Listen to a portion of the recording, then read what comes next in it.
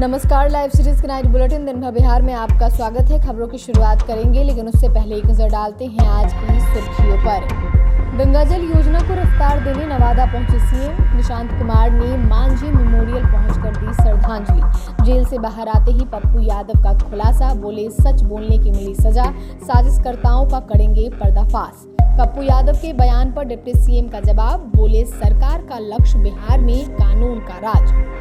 PMO का नाम सेवा तीर्थ होने पर बोले नित्यानंद राय, कहा सेवा और समर्पण की भावना का प्रतीक। छात्र संघ चुनाव को लेकर पटना में माहौल गर्म। एनआईसीयू अध्यक्ष का विरोधियों पर हमला। चलती ट्रेन में सीट विवाद को लेकर महिला पुलिसकर्मी पर थप्पड़ मारने का आरोप, वीडियो वायरल। जहानाबाद में शिक्षकों का बड़ा धरना। शिक्षा विभाग पर भ्रष्ट और लापरवाही के गंभीर आरोप। स्कूल में सूखी दिखी शिक्षिका, वीडियो वायरल होने के बाद शिक्षा विभाग ने शुरू की जांच। नवादा में डस्टर कार से 369 बोतल विदेशी शराब बरामद, एक तस्कर गिरफ्तार, नेटवर्क की जांच शुरू। सीतामढ़ी में बमबाजी के बाद बड़ी डकैती, कारोबारी के घर से लाखों की लूट। अब खबरें विस्तार से। बिहार के मुख्यमंत्री नीतीश कुमार आज नवादा जिले के दौरे पर थे। गंगा जल उदय योजना के तहत मोटनाजी डैम के चल रहे निर्माण कार्य का निरीक्षण किया। निरीक्षण के दौरान उन्होंने निर्माणाधीन जलाशय और जल शोधन संयंत्र की प्रगति की समीक्षा करते हुए अधिकारियों को गुणवत्ता बनाए रखते हुए समय पर कार्य पूरा करने का निर्देश दिया। यह योजना 7 निश्चय कार्यक्रम के तीसरे चरण के तहत चलाई जा रही है, जिसका उद्देश्य दक्षिण बिहार के सूखाग्रस्त इलाकों को शुद्ध पेयजल उपलब्ध कराना है। वहीं शनिवार को निशांत कुमार गया जिला स्थित दशरथ मांझी मेमोरियल पहुंचे। यहाँ उन्होंने दशरथ मांझी की समाधि पर श्रद्धांजलि अर्पित की। इस दौरान उन्होंने उनके परिवार से मुलाकात की और उस पहाड़ का भी दौरा किया जिसे दशरथ मांझी ने करीब 22 वर्षों तक अपने हाथों से काटकर रास्ता बनाया था। उन्होंने दशरथ मांझी के संघर्ष और दृढ़ संकल्प को नमन करते हुए उनके कार्य को प्रेरणादायक बताया। पूर्णिया से निर्दलीय सांसद पप्पू यादव जेल से रिहा होने के बाद सत्ता और पुलिस पर गंभीर आरोप लगा रहे हैं। उन्होंने कहा है कि नीट छात्रा मामले में आवाज उठाने के कारण उन्हें जानबूझकर निशाना बनाया गया और उनका मनोबल तोड़ने की कोशिश की गई। रिहाई के बाद वे अपनी मंदिरी स्थित आवास पहुंचे, जहां समर्थकों से मुलाकात कर अन्याय के खिलाफ लड़ाई जारी रखने का संकल्प दोहराया। उन्होंने दावा किया कि उनके खिलाफ बड़ी साजिश रची गई थी और इसमें बड़े नेता की संलिप्तता हो सकती है। पप्पू यादव ने कहा कि वे इस साजिश का पर्दाफाश करेंगे और मामले की जानकारी लोकसभा स्पीकर, कोर्ट और संयुक्त राष्ट्र यूनाइटेड नेशन तक पहुंचाएंगे। उन्होंने जेल में अपनी सुरक्षा को लेकर चिंता जताते हुए कहा कि वे कई बार खाना तक नहीं खाते थे क्योंकि उन्हें किसी अनहोनी का डर रहता था। रिहाई के बाद उन्होंने अपने समर्थकों को घर पर भोजन कराया और कहा कि वे सभी की शिकायत लेकर दिल्ली जाएंगे और कोर्ट का दरवाजा खटखटाएंगे। उन्होंने कहा कि उन्हें सच बोलने की सजा मिली है, लेकिन वे सच का रास्ता नहीं छोड़ेंगे और न्याय के लिए लड़ाई जारी रखेंगे।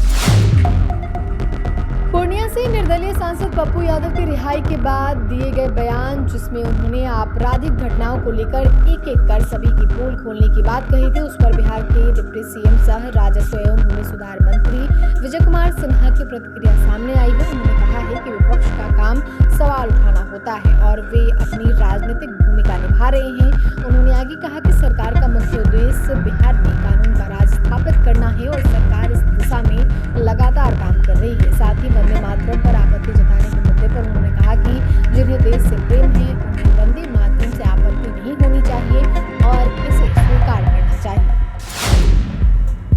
प्रधानमंत्री कार्यालय पीएमओ का नाम सेवा तीर्थ किए जाने को लेकर राजनीतिक और प्रशासनिक हलकों में चर्चा तेज हो गई है। इस फैसले को लेकर केंद्रीय गृह राज्य मंत्री नित्यानंद राय ने कहा कि यह नाम प्रधानमंत्री की कार्यशैली और सोच को दर्शाता है। उन्होंने कहा कि प्रधानमंत्री नरेंद्र मोदी अपने काम को सेवा मानते हैं और देश की 140 करोड़ जनता की सेवा के लिए समर्पित हैं। उनके अनुसार इस नाम में सेवा, समर्पण और सम्मान की भावना निहित है। उन्होंने कहा कि प्रधानमंत्री के नेतृत्व में केंद्र सरकार जनसेवा को ही अपना धर्म और कर्तव्य मानकर काम कर रही है। नित्यानंद राय ने कहा कि प्रधानमंत्री लगातार सेवा भाव से काम कर रहे हैं और सरकार की प्राथमिकता देश के हर वर्ग तक योजनाओं का लाभ पहुंचाना है। इस नाम परिवर्तन को उन्होंने सेवा संस्कृति को बढ़ावा देने की दिशा में एक प्रतिकार विश्वविद्यालय छात्र संघ चुनाव को लेकर तैयारियां तेज हो गई है। 28 फरवरी को होने वाले चुनाव के लिए अंतिम मतदाता सूची जारी कर दी गई है, जिसमें करीब 20,000 छात्र मतदान के पात्र होंगे। विश्वविद्यालय प्रशासन ने बताया कि छात्रों की सुविधा के लिए मतदाता सूची को वेबसाइट पर भी अपलोड किए जाएंगे। इसी बीच NSUI के राष्ट्रीय अध्यक्ष वरुण चौधरी पटना स्थित सदाकत आश्रम पहुंचे। इस दौरान उन्होंने आरोप लगाया कि उनके पोस्टर फाड़े गए। उन्होंने कहा कि जिन्हें चुनाव में मौका नहीं मिल रहा है वे निराशा से ऐसी हरकत करें। वरुण चौधरी ने दावा किया कि चुनाव में उनकी जीत तय है और हजारों छात्र उनके समर्थन में हैं। उन्होंने कहा कि पटना एयरपोर्ट पर उनका भव्य स्वागत हुआ और विरोधी पक्ष घबराहट में इस तरह की घटनाएं कर रही हैं। उनके अनुसार विरोधियों के पास मजबूत उम्मीदवार नहीं है, इसलिए वे इस तरह की गतिविधियों में लगे हुए हैं। गया से पटना जा रही एक ट्रेन में सीट विवाद को लेकर हंगामा होने का मामला सामने आया। आरोप है कि विवाद के दौरान एक महिला पुलिसकर्मी ने यात्री को थप्पड़ मार दिया। बताया जा रहा है कि यात्री पहले से सीट पर बैठा हुआ था। इस दौरान कुछ महिला पुलिसकर्मी डिब्बे में पहुंची और सीट को लेकर विवाद शुरू हो गया। बहस बढ़ने पर महिला पुलिसकर्मी द्वारा यात्री को थप्पड़ मारने का आरोप लगाया गया। हालांकि पीड़ित यात्री का कहना है कि उनसे किसी तरह की अभद्रता नहीं की गई थी। विवाद के बाद संबंधित महिला पुलिसकर्मी अपने साथियों के साथ जहानाबाद स्टेशन पर उतर गई। इधर पीड़ित यात्री ने GRP government railway police Patna में लिखित आवेदन देकर कार्रवाई की मांग की है। बताया जा रहा है कि पीड़ित युवक मूल रूप से गयाजी जिले के इमामगंज का रहने वाला है। फिलहाल पटना में किराए के मकान पर रहता है। फिलहाल मामला जांच के दायरे में है और अब सबकी नजर इस बात पर है कि जांच में क्या तथ्य सामने आते हैं और पीड़ित को न्याय मिल पाता है या नहीं। भ्रष्टाचार और लंबित मांगों को लेकर बिहार राज्य शिक्षक संयुक्त संघर्ष मोर्चा के बैनर तले सैकड़ों शिक्षकों ने कलेक्ट्रेट के पास एक दिवसीय धरना दिया। इस दौरान शिक्षकों ने शिक्षा विभाग के खिलाफ जमकर नारेबाजी करते हुए प्रशासनिक कार्यशैली पर गंभीर सवाल उठाए। धरना दे रहे शिक्षकों का आरोप है कि उनकी सेवा पुस्तिका का संधारण कई महीनों से लंबित है, जिससे वेतन भुगतान और अन्य विभागीय लाभ प्रभावित हो रहा है। शिक्षकों ने आरोप लगाया कि बिहार में सेवा पुस्तिका संधारण की प्रक्रिया पारदर्शी नहीं है और अवैध पैसे देने वालों का काम पहले किया जा रहा है। शिक्षक नेताओं ने बताया कि 25 सूत्री मांगों में लंबित वेतन भुगतान, वेतन संरक्षण लागू करना, सेवा पुस्तिका पर जल्द संधारण, पदोन्नति और अन्य विभागीय लाभ शामिल है। उन्होंने चेतावनी दी कि मांगे पूरी नहीं होने पर आंदोलन और व्यापक किया जाएगा और अगले चरण में प्रखंड स्तर तक धरना प्रदर्शन किया जाएगा।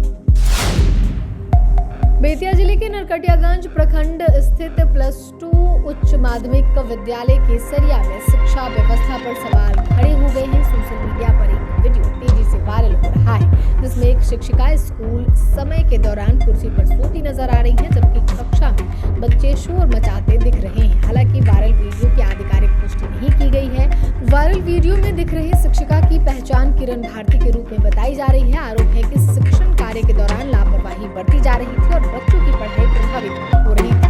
मामले को लेकर प्रखंड शिक्षा पदाधिकारी राजेश यादव ने बताया कि वीडियो की जांच की जा रही है और संबंधित शिक्षिका से स्पष्टीकरण मांगा गया है। उन्होंने कहा कि संतोषजनक जवाब नहीं मिलने पर विभागीय कार्रवाई की जाएगी। फिलहाल पूरे मामले की जांच जारी है।